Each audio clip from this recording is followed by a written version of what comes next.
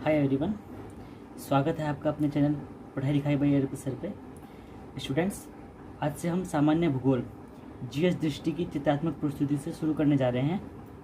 ये ज्योग्राफी आपके UP RO ARO, UP PCS, all state PCS और यूपीएससी पैट, इन सभी एग्ज़ाम में काम आने वाला है।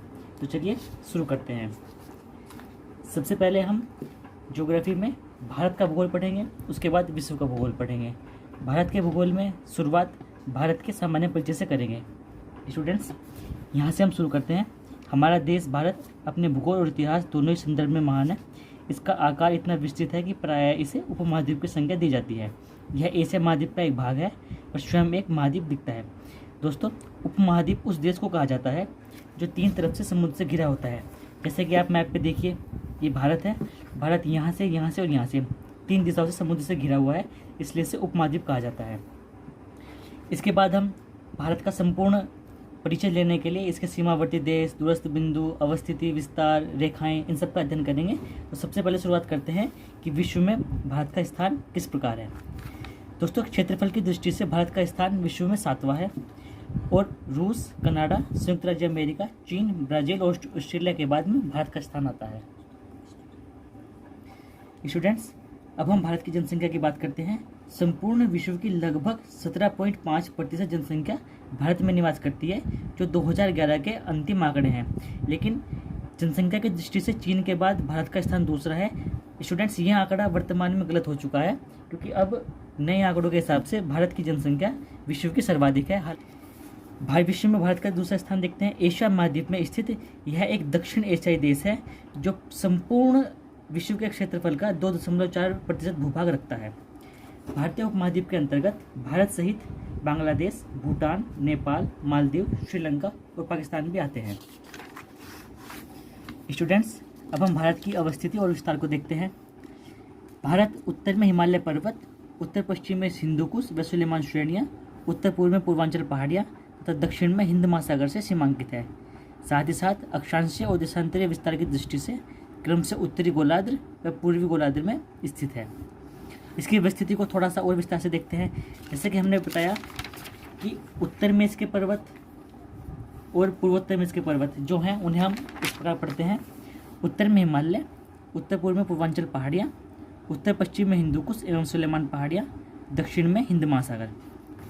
भारत की मुख्य भूमि का विस्तार उत्तर से दक्षिण इस प्रकार होता है। स्टूडेंट्स, यहाँ से यहाँ तक, उत्तर से दक्षिण तक विस्तार 3214 किलोमीटर है और पूर्व से पश्चिम 2933 किलोमीटर है।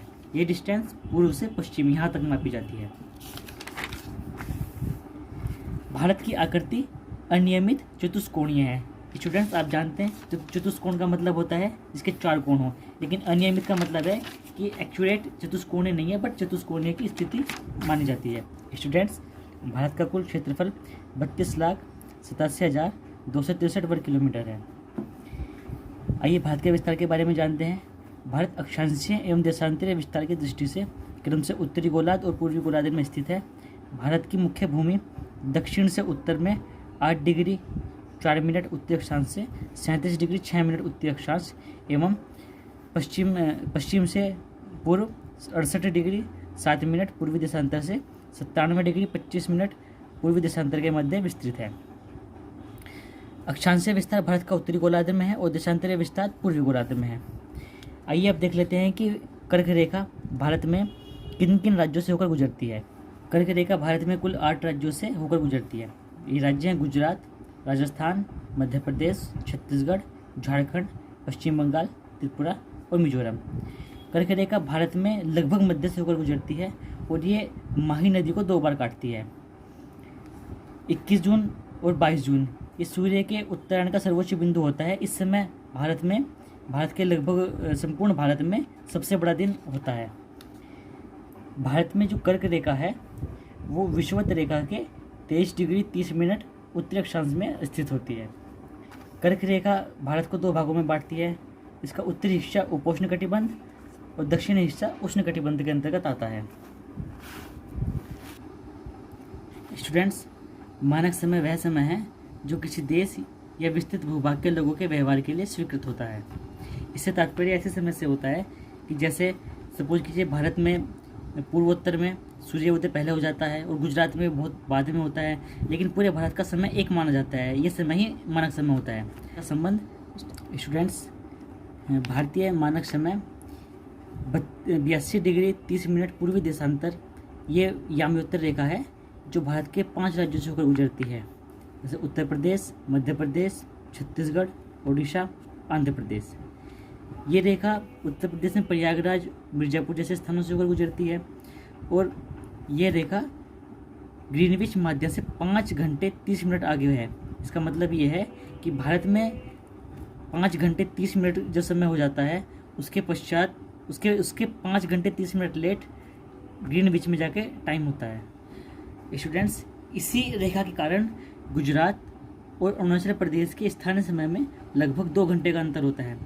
मतलब ये है कि जिस टाइम पर गुजरात में 12 बजते हैं, उस टाइम पर वास्तव में अरुणाचल प्रदेश में 2 बज चुके होते हैं। बट फिर भी क्योंकि भारत का मानक समय एक ही माना जाता है, इसलिए पूरे टाइम पर 10 बजे ही माना जाता है। आइए भारत के दूरस्थ बिंदुओं को देख लेते हैं। भारत का अक्षांशीय विस्तार उत्तर में 37 डिग्री 6 मिनट से लेकर 8 डिग्री 4 मिनट तक है और देशांतरीय विस्तार पूर्व में 97 डिग्री 25 मिनट से लेकर 68 डिग्री 7 मिनट तक है।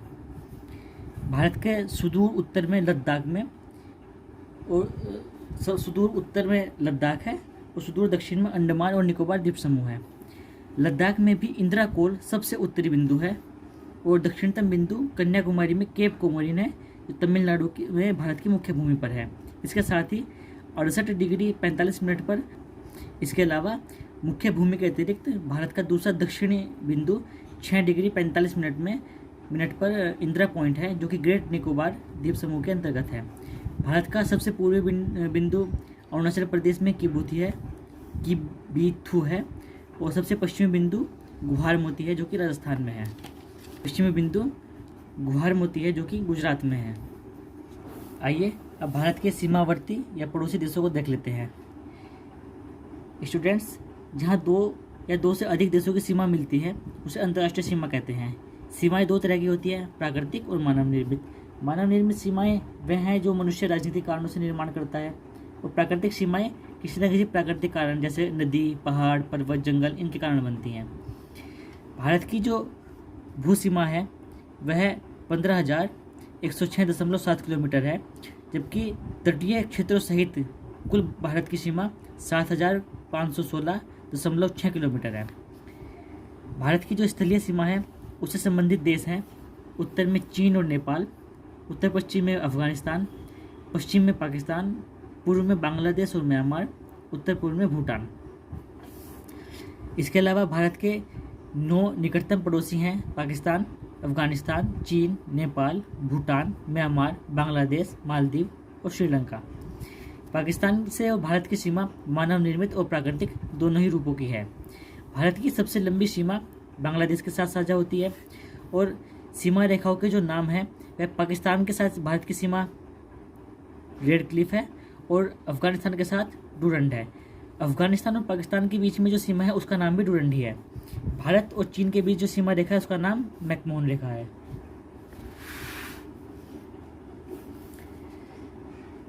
आइए अब ये देख लेते हैं कि किस देश से भारत की कितनी सीमा लगती है। बांग्लादेश की सीमा भारत से 4,096.7 किलोमीटर लगती है। चीन से 3,448 किलोमीटर, पाकिस्तान से 3,323 किलोमीटर, नेपाल से 1,751 किलोमीटर लगती है। म्यांमार से भारत की सीमा 1,643 किलोमीटर, भूटान से 699 किलोमीटर, अफगानिस्तान से 106 किलोमीटर और कुल सीमा की लंबाई है 15,106.7 किलोमीटर। स्टूडेंट्स, भारत की सबसे कम सीमा अफगानिस्तान से लगती है और सबसे अधिक बांग्लादेश से लगती है।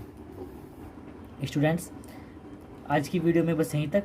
इसके बाद अगली वीडियो में हम इससे आगे का पार्ट कंप्लीट करेंगे। अगर वीडियो अच्छी लगी हो तो प्लीज़ लाइक, शेयर और सब्सक्राइब कीजिए। Thank you.